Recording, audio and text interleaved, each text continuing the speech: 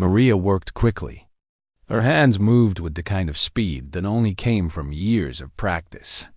She had treated wounds on a dozen different worlds, in 100 different situations. But she had never treated an alien before.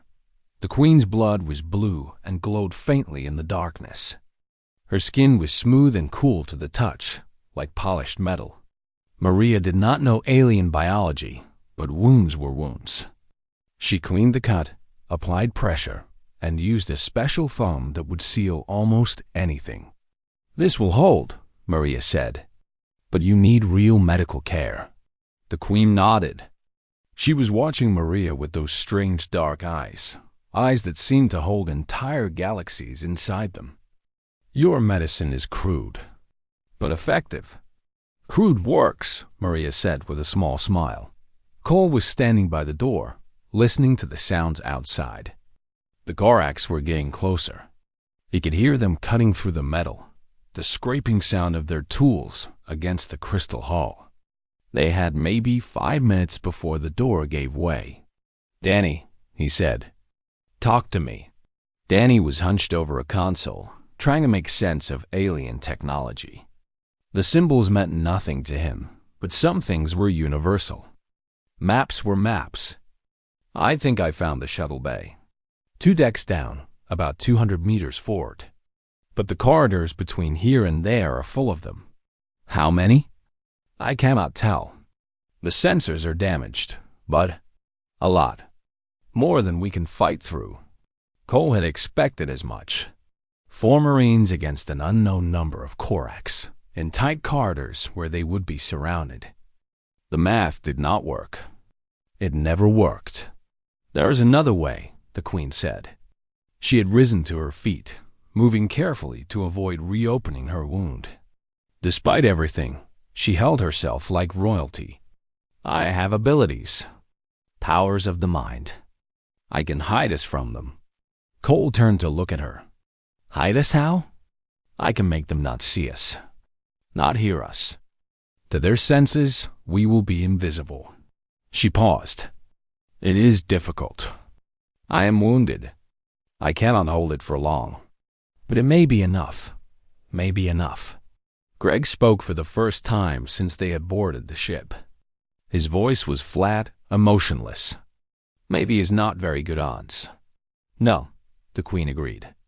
"But they are the only odds we have." Cole thought about it for exactly 2 seconds. Then he nodded. "We move in 1 minute. Stay close. Stay quiet. If the cloak fails, we fight." They gathered by the door. Maria helped the queen stay upright. Danny checked his weapon one more time. Greg simply stood ready, his knife in one hand, his pistol in the other. The queen raised her hands and closed her eyes. Cole felt something brush against his mind. It was warm and vast, like standing at the edge of an ocean. For a moment, he could see the ship the way she saw it. He could feel the Korax outside, cold spots in a warm world, moving and searching. Then the cloak settled over them like a blanket, and they became ghosts. They moved through the eternal dawn in silence. The corridors were dark and damaged, filled with debris and bodies. The Korax were everywhere, but they passed by without seeing. They turned their smooth faces toward the humans, seemed to sense something, then moved on. Cole walked at the front, his rifle raised. Every instinct told him to shoot, to fight, to do something. But he forced himself to stay calm, to trust the queen and her strange power. She was struggling. He could see it in the way she moved, the way her hands shook. The blue blood was seeping through her bandages again. Whatever she was doing, it was costing her. They found survivors along the way. 3 Volanti crew members, hiding in a storage room. They were young, barely more than children by their species standards. Their eyes went wide when they saw the queen, wider when they saw the humans. "Come with us," Illareth whispered. Her voice was strained, barely audible. "Stay close. Stay silent." The group grew to 8. 3 Volanti, 4 humans, and 1 queen. They moved through the ship like shadows, avoiding the Corax by inches. Once, a warrior passed so close that Cole could have reached out and touched it. He held his breath and let it go by dot. They were 50 meters from the shuttle bay when Illareth collapsed. She went down without a sound, her legs simply giving out beneath her. Maria caught her before she hit the ground, lowering her gently. But the damage was done. The cloak vanished. For a moment, nothing happened. The Corax in the corridor ahead continued moving, unaware. Then slowly they stopped. Their smooth heads turned. They had felt something. Cole did not wait for them to figure out what. "Run!" he shouted. "Get her to the shuttle. I will hold them here. I will hold them here." Danny started to argue, but Maria was already moving, pulling the Queen up and dragging her forward. The Volanthi survivors helped, carrying their queen between them. Greg hesitated for just a second, met Cole's eyes, then turned and followed the others. Cole faced the corridor alone. The Corax came fast. They flowed out of the darkness like a black tide, all sharp edges and hunger. There were so many of them, more than he could count, more than he could fight. He raised his rifle anyway. "Come on then," he said quietly. "Let us see what you have got." The first Corax died 3 meters from him. The second and third died right after. Cole moved backward slowly, firing in controlled bursts, making every shot count. The corridor was narrow here, which helped. They could only come at him a few at a time, but they kept coming.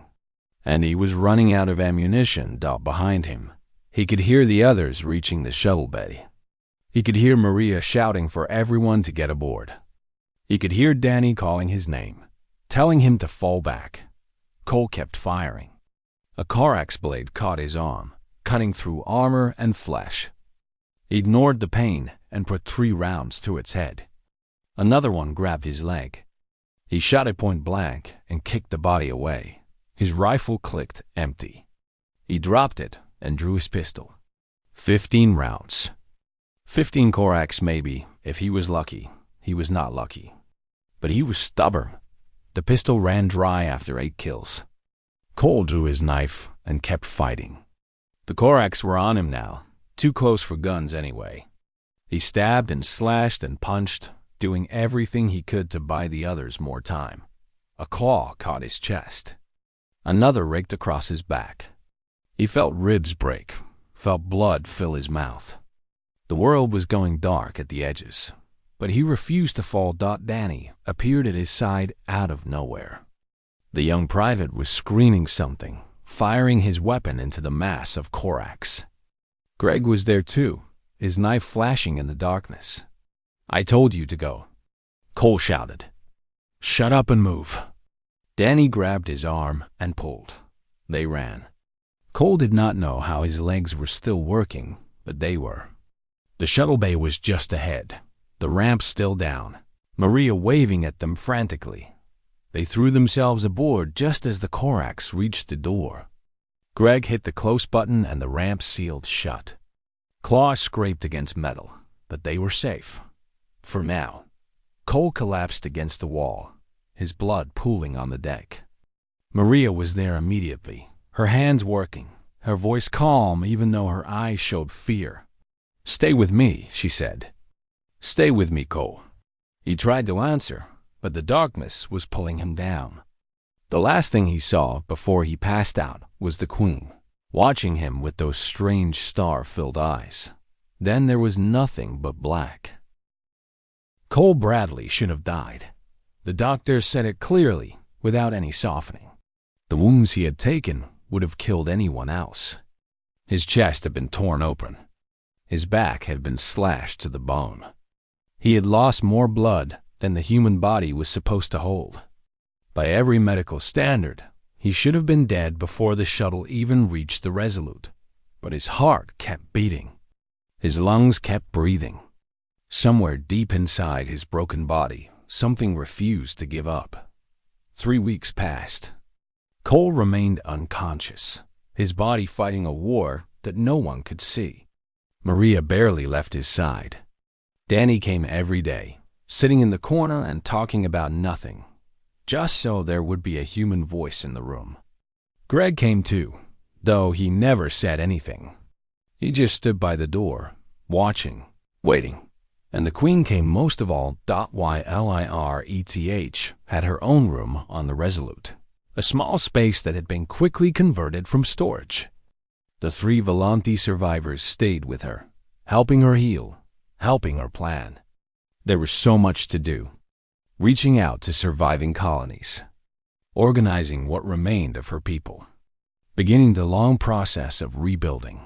But every morning and every evening, she came to sit beside Cole's bed. She did not know why. He was just one soldier among many. He was not special by human standards, not a leader or a hero. He was simply a man who had made a choice. "Why do you keep coming?" Maria asked her one evening. The medic was tired, her eyes red from lack of sleep. "You have 1,000 things to do. Your people need you." "I am trying to understand," Ylireth said. Her voice was thoughtful, distant. "My people have lived for thousands of years. We have powers that seem like magic to younger species. We built an empire that spanned the stars. And we fell in 6 months." She looked at Cole, at his scarred face and broken body. "This man has lived for 34 years. He has no special abilities. He came from a species that has barely left their home world. And when he saw someone in danger, he did not hesitate. He did not calculate the odds. He simply acted." Maria was quiet for a moment. "That is just who Cole is. Is it just him? Or are all humans like this?" Maria thought about the question. She thought about the 11 Marines who had volunteered for a suicide mission. She thought about Captain Ortega, who had turned her ship toward danger when running was the smart choice. She thought about herself, staying awake for days to keep one man alive. "Not all of us," she said finally, "but enough of us. When things are worst, when everything seems hopeless, we find people who step forward. It is not logical. It is just what we do." Ylireth nodded slowly. She was beginning to understand something about these humans. They were not strong like her people. They were not ancient or wise or powerful. But they had something else. A stubbornness that went beyond reason. A refusal to accept the impossible. On the 19th day, Cole opened his eyes. It happened suddenly, without warning. One moment he was unconscious. The next his eyes were open and he was trying to sit up. Maria pushed him back down gently, tears streaming down her face. "Easy," she said. "Easy. You are safe. We made it." Cole's voice was rough, barely more than a whisper. "The Queen? She is fine. You saved her." Cole's eyes closed again, and for a terrible moment Maria thought he had slipped back into unconsciousness. But he was just relieved. The tension left his body, and something like peace crossed his face. "Good," he said. "That is good." He slept for 2 more days, a natural sleep this time. When he woke again, he was stronger. Still weak, still broken, but alive. Against all odds, against all reason, alive. Ylireth was there when he woke the 2nd time. She was sitting in the chair beside his bed, watching him with those eyes full of stars. "Hello," Cole said. His voice was still rough, but there was humor in it. "Did I miss anything?" "You almost died," Ylireth said. "Many times. That happens." Cole tried to smile and winced at the pain. "Sorry about your ship. And your planet. And everything. You are apologizing to me?" Ylireth shook her head in disbelief. "You nearly gave your life to save mine, and you are apologizing. Seems polite." The Queen laughed. It was a strange sound, musical and sad and surprised all at once. She had not laughed in 6 months. "Sergeant Bradley," she said, "my empire is destroyed. My homeworld is ash. The Corax will return to finish what they started. I have no fleet, no army, no hope. She paused. But I have seen what one human can do. I have watched you stand alone against impossible odds, not for glory or reward, but simply because someone needed help. She leaned forward, her expression intense. I want to see what humanity can do together. I want to build an alliance. Your people and mine. Together, perhaps, we can do what neither could do alone. Cole was quiet for a long moment. This was beyond anything he had expected. He was just a sergeant, just a soldier. He followed orders and did his job. He was not a diplomat or a leader, but he understood something important. The galaxy was changing. The Korax were coming. Hiding was not an option. I am just one guy, he said. But I know people who can make that happen. Captain Ortega, Earth Command. They will listen. Will they help? Cole thought about his species. All their flaws and failures. All their wars and mistakes. But also their courage. Their stubbornness. Their impossible ability to find hope when there was none. Yes, he said.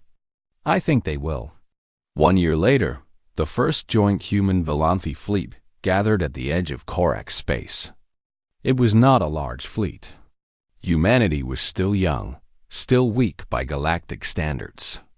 The Velanthi were broken, scattered survivors of a fallen empire. But they were together. And together, they were something new. Cole stood on the bridge of the Defiance, the flagship of the combined fleet.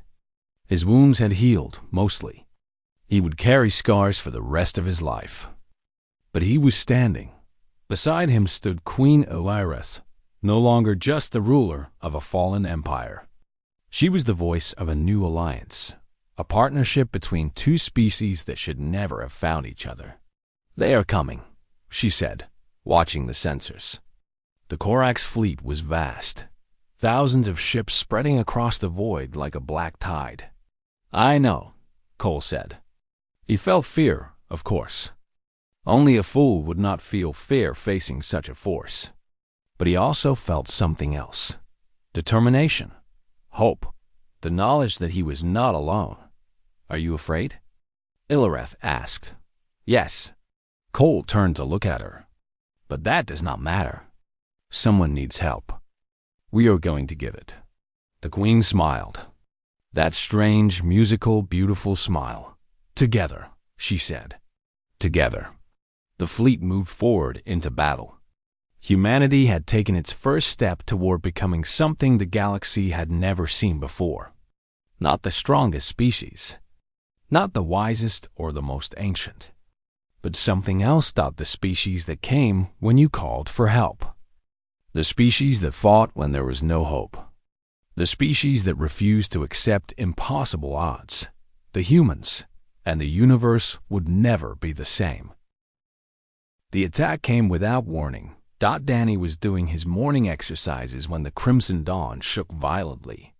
Alarms screamed through the corridors. Red lights flashed in his cell. He heard distant explosions and the sharp crack of weapons fire. Through the barrier, Danny saw crew members running past. Their faces showed something he had never seen on a Velthri before. Fear. A young warrior stumbled past his cell, clutching a wounded arm. Danny recognized him as Kethra, the one who had watched him do handstands. What's happening? Danny called out. Kethra's translator crackled. Raiders. Velkoth faction. They want the ship. Another explosion rocked the corridor. The lights flickered and died. When they came back on, the barrier in front of Danny's cell was gone. He was free. Danny stood there for a moment, looking at the empty space where the barrier had been. He could run. He could find an escape pod. He could leave this ship and these aliens behind and try to make his way back to Earth. Instead, he thought of golden eyes and a voice that called him strange. Damn it, he muttered, and ran toward the sound of fighting. The Crimson Dawn was in chaos. Bodies lay in the corridors, both Velthri and raiders. The raiders wore black armor, and their eyes glowed red instead of gold. They fought with brutal efficiency, cutting down anyone in their path. Danny moved through the ship like a ghost. He had no weapon, but he didn't need one. He came up behind raiders and used their own momentum against them. He grabbed fallen weapons and fired them until they were empty. He did things that his old Marine instructors would have been proud of, but he wasn't looking for a fight. He was looking for her dot. He found Jivara on the command deck. She was surrounded by 3 raiders, her back against the wall. Her armor was damaged, a large section torn away from her side. Blue-silver blood leaked from a wound beneath her ribs. She held a blade in one hand, but her movements were slow and weak. "Commander!" Danny shouted. Jivara's eyes went wide when she saw him. "Human? You should have escaped. Why are you here?" Danny didn't answer. He grabbed a metal rod from the floor and charged at the raiders. The fight was brutal and fast. Danny took hits that would have dropped a normal man. A blade sliced across his arm. A fist cracked against his jaw. But he kept fighting, kept moving, kept pushing forward until all 3 raiders lay unconscious on the floor. He turned to Jivara. She had slid down the wall, her hand pressed against her wound. Her face was pale, her breathing shallow. "You're hurt," Danny said, kneeling beside her. "It is nothing," she whispered. "I have had worse." "That's a terrible lie." Danny looked at her wound. The plasma burn was deep and ugly. She needed medical attention, but the ship's medical bay was probably destroyed or overrun. "We need to get you somewhere safe." He lifted her carefully, one arm under her shoulders and one under her knees. She was lighter than he expected, or maybe adrenaline was making him stronger. Either way, he carried her through the damaged corridors, away from the fighting until he found a small emergency shelter. The shelter was cramped and dark, lit only by dim emergency lights. It had basic supplies, some bandages and water, but nothing that could really treat her injury. Danny sat Jivara down gently on the floor. "Let me see the wound." "You should escape," she said again, her voice weaker now. "Leave me. Save yourself." Danny looked at her with an expression she couldn't understand. "That's not how this works. Not for me." He examined her injury as best he could. The plasma burn had gone through her armor and scorched the skin beneath. It wasn't fatal, but it was serious. The wound needed to be cleaned and bandaged properly. "Your armor," Danny said. "I need to remove it to treat the wound." Jivara's entire body went stiff. Her skin, already pale from blood loss, flushed a deep violet color. Her golden eyes went wide with something that looked almost like panic. "No," she whispered. Danny frowned. "No?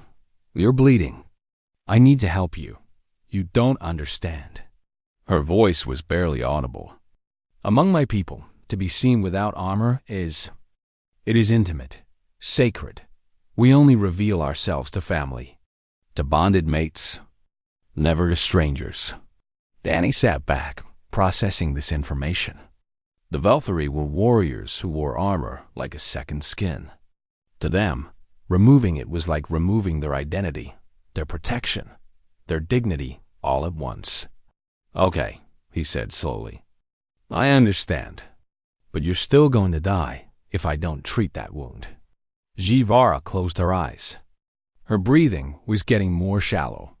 Danny watched her struggle with herself, with her culture, with everything she had been taught since childhood. "Turn around," she finally said. "Face the wall." Danny nodded and turned his back to her. He heard the sounds of her removing the damaged sections of her armor, the clicks and hisses of fasteners releasing, the soft whisper of material sliding away from skin. "There is water in the emergency kit," she said, "and bandages. I need you to bring them to me. But do not look." Danny found the supplies by touch, keeping his eyes firmly on the wall. He held them out behind him and felt her take them from his hands. For a few minutes, There was only the sound of her breathing and the quiet work of cleaning a wound. Danny waited, patient and still. Then his foot slipped. Thought it was an accident, a tiny movement caused by the unstable floor. But it made him turn his head just slightly, just enough to catch a glimpse of her reflection in the polished metal wall. He saw blue-gray skin, smooth and luminous in the dim light. He saw the curve of her shoulder and the graceful line of her neck. He saw something beautiful and vulnerable and unlike anything he had ever witnessed. And then she saw him seeing her. "Don't watch, human," HFY whispered frantically, her voice a mix of embarrassment and something else entirely. Her skin flushed that deep violet again, spreading from her face down to her shoulders. Danny immediately clamped his hands over his eyes. "Sorry. I'm sorry. I didn't mean to. It was an accident, I swear. Just stay facing that wall. Do not move. I won't. I promise." There was a long pause. Danny heard her shifting, heard the soft sounds of bandages being applied. His heart was pounding in his chest, though he couldn't quite say why. "You saved my life," HFY said quietly. "You could have escaped. You could have left me to die. Why did you stay?" Danny kept his hands over his eyes. "Because you're not just my captor anymore. I don't know what you are, but I couldn't leave you." Another long pause. "I am finished," she finally said. "You may turn around." Danny lowered his hands and turned slowly. HFY had wrapped herself in an emergency blanket, covering everything but her face and hands. She looked exhausted and pale, but she was alive. The wound was bandaged properly. "Thank you," she said. The words seemed to cost her something. Danny sat down beside her, leaving a respectful distance between them. "You're welcome." They sat in silence for a while, listening to the distant sounds of battle dying down. Eventually, HFY spoke again. "What you saw," she said carefully. "Among my people, it would create an obligation. A bond." Danny looked at her. "What kind of bond?" HFY's golden eyes met his. In them, Danny saw 1,000 emotions he couldn't name. "That depends," she whispered, "on what we choose to make of it." Outside, the sounds of fighting had stopped. The Crimson Dawn had survived. And in that small, cramped shelter, something new had begun to grow between a human prisoner and a Valkyrie commander. Something neither of them had expected. Something neither of them could stop. The story spread through the Crimson Dawn like fire. The human had saved the commander. The prisoner who should have escaped had instead run toward danger. He had fought 3 raiders with nothing but his hands and a metal rod. He had carried HFY to safety and tended her wounds when any other creature would have left her to die. The warriors who had once looked at Danny with curiosity now looked at him with something closer to respect. Kethra, the young warrior who had watched Danny do handstands, began leaving small gifts outside his cell. A better blanket, sweeter food, a translation device of his own. "You honor our commander," Kethra said. "So we honor you." Danny tried to explain that he hadn't done anything special, that any decent person would have done the same. But the Valkyrie didn't understand. In their culture, prisoners escaped when they could. Enemies were enemies. The idea that someone would risk their life for a captor was beyond their experience. Only HFY seemed to understand. She visited him every day, as she had before. But things were different now. The formal distance between them had shrunk. Sometimes she sat beside his cell for hours, talking about nothing and everything. She told him about her childhood on the refugee ships, about the mother who had named her Z, about the father she never knew, and Danny told her about Earth, about the blue oceans and green forests, about the cities that never slept and the small towns where everyone knew your name. He told her about his friends back home, about the life he had left behind when he took his little cargo ship into space. Do you miss it? Jivara asked one evening. Your home world? Danny thought about the question carefully. I used to. Every day. But lately, he looked at her, at those golden eyes that had become so familiar. Lately, I'm not so sure. Jivara didn't respond, but the violet flush on her cheeks spoke volumes. The other commanders in the Velthari fleet were not pleased. Word had reached them about the human on the Crimson Dawn, about his impossible strength and stubborn spirit, about the way Commander Jivara looked at him when she thought no one was watching. He should be in a proper detention facility, Admiral Gormak said during a fleet-wide transmission. Not treated like an honored guest. Jivara kept her expression neutral. The human has proven useful. His knowledge of human combat techniques has improved our training programs. And what else has he proven useful for? Another commander asked, his voice thick with meaning. Jivara's eyes flashed dangerously. Choose your next words carefully. The transmission ended shortly after, but Jivara knew the talk wouldn't stop. Her interest in the human was becoming noticed. In a culture where warriors married for strategic alliances and political power, her attachment to a prisoner was seen as weakness.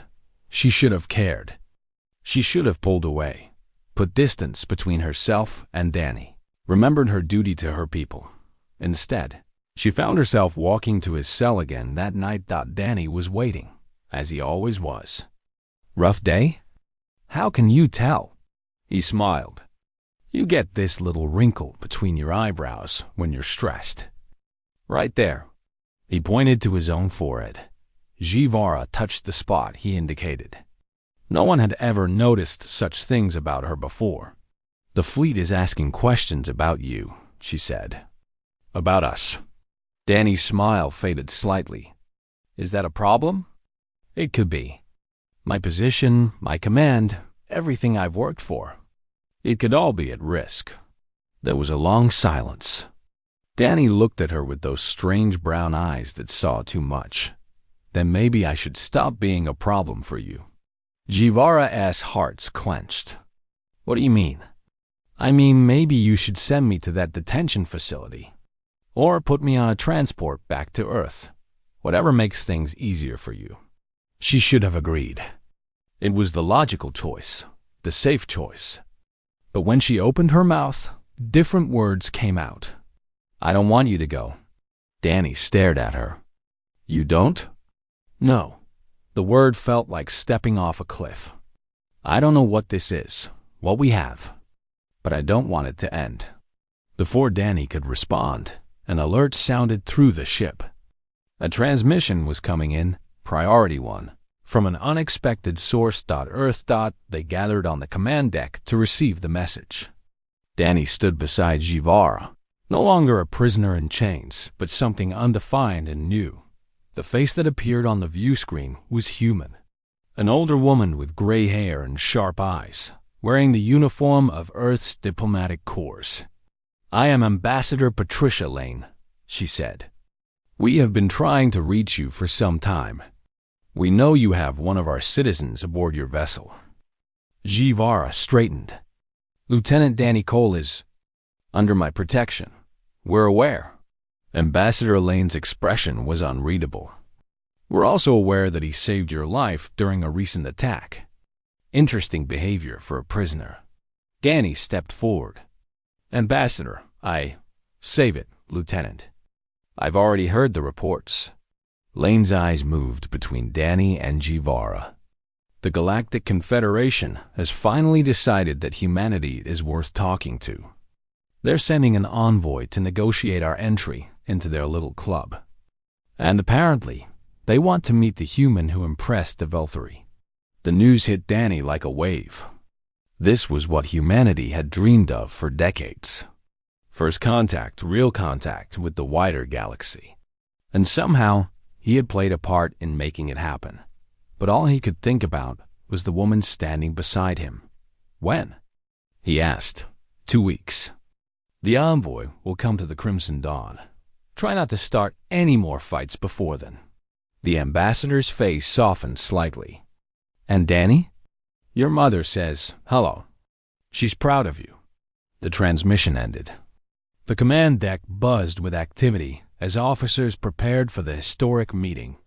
But Danny and Jivara stood still, caught in their own private moment. "This is good news," Jivara said carefully. "For your people? Yeah." Danny's voice was hollow. "Great news. The envoy will probably want to take you home. Back to Earth. You'll be a hero." Danny turned to look at her. Really look at her. At the sharp angles of her face, the shimmer of her blue-gray skin, the golden eyes that had become more familiar than any sight on Earth. "What if I don't want to be a hero?" he said quietly. "What if I want something else?" Jivara's breath caught. "Danny, these past weeks, trapped on this ship with you, they've been the strangest of my life, but also the best." He reached out slowly, giving her time to pull away. She didn't. His hand found hers, and he marveled at how right it felt. "I'm not ready to lose this. To lose you. But you're home. Your people. Your mother. I know. And I'll miss them. But home isn't just a place, E. It's where you feel like you belong." He squeezed her hand gently. "And right now, standing here with you, I feel like I belong." Jivara's eyes glistened with something that might have been tears, if Valtteri could cry. "You would stay?" she whispered. "For me?" Danny smiled, that warm human expression that made her heart race in a heartbeat. Outside the viewport, stars burned in the endless darkness. Somewhere out there, Earth was waiting. And somewhere closer, a future was taking shape that neither of them could have imagined.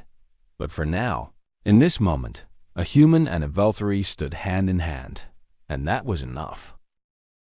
The Galactic Confederation envoy arrived exactly on schedule. Their ship was enormous and gleaming white, covered in symbols from a dozen different species. It docked with the Crimson Dawn slowly, carefully, like a creature afraid of startling its prey. Commander Jivara stood at attention in the docking bay, her officers arranged behind her in perfect formation. She wore her finest armor, polished until it shone. Every detail was perfect. Every regulation followed, except for one thing. Danny Cole stood beside her, not as a prisoner, but as her equal. The envoy emerged from the airlock. There were 5 of them, each representing a different species of the Confederation. They were tall and short, scaled and furred, strange and wonderful.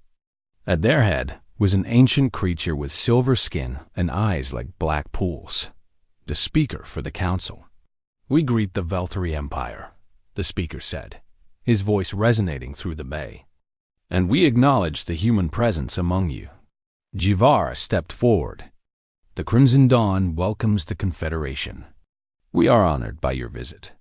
The speaker's black eyes moved to Danny. "You are the human called Danny Cole, the one who fought without weapons, the one who saved his captor when he could have escaped." Danny straightened his back, trying to remember everything Jivara had taught him about diplomatic protocol. "That's me, sir. Curious." The speaker studied him like a scientist examining a new specimen. "We came expecting to find a primitive species, barely worthy of contact. Instead, we find something unexpected." "Humans are full of surprises," Danny said. The speaker made a sound that might have been laughter. "So it would seem." The negotiations began that afternoon. The Confederation wanted to know everything about humanity. Their technology, their history, their culture, their military capabilities. Ambassador Lane, who had traveled with the envoy, answered most of their questions. But the envoy kept returning to Danny, kept asking about his experiences aboard the Crimson Dawn. "You adapted quickly to Valtteri customs," the speaker observed. "You learned their language, their habits, their values.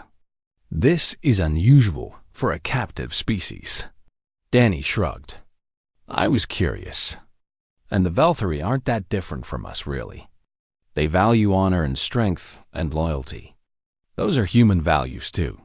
And yet your species has been isolated for your entire existence. How did you learn to understand those who were so alien to you? Danny thought about the question. He thought about the first days in his cell, watching the guards and learning their names. He thought about eating combat rations and doing push-ups and refusing to give up. He thought about Jivara, about her voice in the darkness, about her hand in his. I think, he said slowly, humans are good at finding common ground. We look at someone different, and we don't just see the differences. We see the things we share, the things that make us the same. The speaker was silent for a long moment. Then he turned to Ambassador Lane. Your species is young and small and weak by galactic standards. You have no great fleets, no advanced weapons, no ancient history. By every measure, you should be dismissed as insignificant. Ambassador Lane's expression didn't change, but you have produced this one. The speaker gestured at Danny, a single human who walked into captivity and turned enemies into allies, who showed courage without violence and strength without cruelty. If your species can create such individuals, then perhaps you have something worth contributing to the galaxy after all. The negotiations continued for several days. There were arguments and compromises, demands and concessions. But in the end, humanity was granted provisional membership in the Galactic Confederation. They would have observers and ambassadors, trade routes and cultural exchanges, and they would need someone to represent them among the Velthari. I volunteer, Danny said. Everyone turned to look at him. Ambassador Lane raised an eyebrow. The speaker tilted his ancient head. You wish to remain here? The speaker asked. Away from your home world? Away from your own kind? I wish to serve as a liaison officer, Danny said carefully, using the official terminology he had practiced with Jivara the night before. Stationed permanently aboard the Crimson Dawn, to help build understanding between humans and Velthari. Ambassador Lane studied him for a long moment. And your personal reasons? Danny glanced at Jivara, who stood rigid and still at the edge of the room. Those are personal. The ambassador sighed. I had a feeling you'd say something like that. She shook her head. Your mother is going to be furious. She understand. She really won't. But there was a hint of a smile on Lane's face. Very well, Lieutenant Cole, or should I say Ambassador Cole. Your request is approved. The envoy departed the next day, taking with them the seeds of a new alliance. Ambassador Lane promised to return with trade delegations and cultural missions. The speaker promised that humanity's voice would be heard in the council chambers, and Danny stayed. That evening, after the ceremonies and farewells were finished, he found Jivara alone in the observation deck. She stood before the viewport, watching the stars, her armor gleaming in the dim light. You stayed, she said without turning around. I told you I would. I thought. Her voice caught. I thought when the time came, you would change your mind. That Earth would call you back. That you would realize this was all a mistake. Danny walked up beside her. Their reflections stared back at them from the dark glass, human and Velthari side by side. It's not a mistake, he said. You're not a mistake. Jivara finally turned to face him. Her golden eyes were bright with emotion. My people will talk. They will say I have weakened, that I have betrayed my duties for a human. Let them talk. The road ahead will not be easy. There will be challenges, obstacles, enemies who want to tear us apart. We'll face them together. She studied his face, searching for doubt or fear or hesitation. She found none. You are certain? She whispered. Completely certain? Danny smiled. In my whole life, I've never been more certain of anything. Slowly, deliberately, Jivara reached up and began to remove her armor. Not just the outer plates, but all of it. Every piece, every layer, every protection she had worn her entire life. Danny watched her, understanding the significance. Among her people, this was the ultimate act of trust. To stand unarmored before another, completely vulnerable, completely exposed. When she was finished, she stood before him in simple cloth, her blue-gray skin luminous in the starlight. She looked smaller without her armor, more fragile, but also more real, more beautiful, more herself than he had ever seen her. "This is me," she said quietly. "All of me.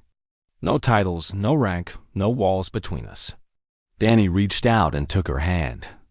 Her skin was smooth and warm beneath his fingers. "You're beautiful," he said simply. "You're the most beautiful thing I've ever seen." HFY's eyes widened. Among her people, such words were not said lightly. They carried weight, meaning, promise. "You honor me," she whispered.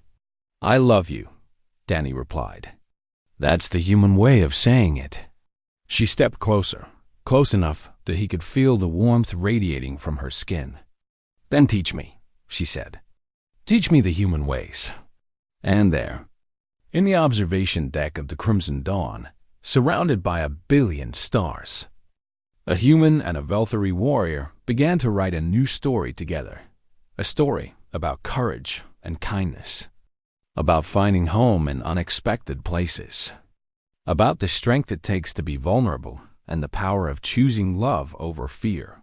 Years later, historians would write about this moment.